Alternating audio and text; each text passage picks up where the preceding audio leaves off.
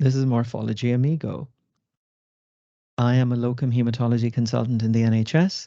My interests are frontline hematological diagnostics and hematology content creation. With me in HemeBytes is Nihar Desai, a friend and colleague from Mumbai, and hemato-oncologist by trade, and also Anas Nasser, who is a biomedical scientist at Guy's and St. Thomas's NHS Trust. We welcome you to HemeBytes. Hope you enjoy.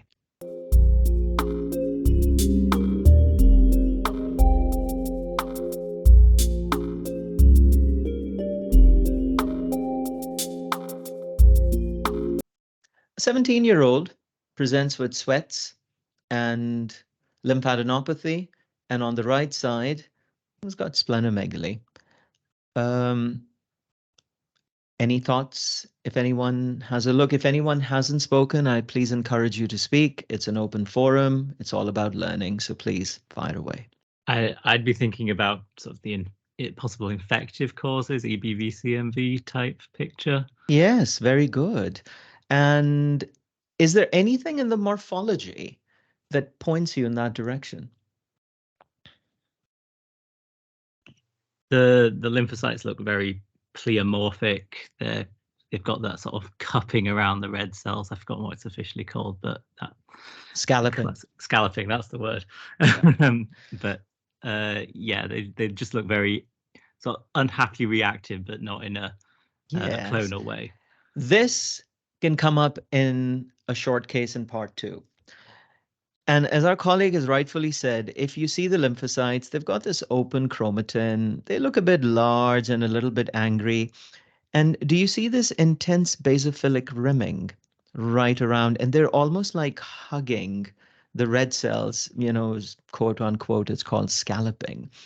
And these are classic lymphocytes of a possible viral infective etiology, i.e. either EBV or infectious mononucleosis. And the picture on the right correlates with infectious mononucleosis because in infectious mononucleosis, you can, any infection can give you a lymph node or two. That's no big deal. But infectious mononucleosis can also cause splenic rupture sometimes, not all the time. So whenever you see someone, with an IM screen which is positive, you should always just let the medics know that if he starts having unexplained left upper quadrant pain, to have a very low index of suspicion to CT scan him to make sure that he hasn't burst his spleen. So this boy is a classic case of EBV. And as discussed, if you look at the orange arrows, there's this intense basophilic rimming around, scalloping around the red cells. And you've got this open chromatin with these, angry looking lymphocytes, which can, to the untrained eye, be misinterpreted for, like a blast type morphology, but they're not. And they're infectious. Can anyone tell me what is the basis of the infectious mononucleosis test? I think it's anti-heterophile antibodies, isn't it?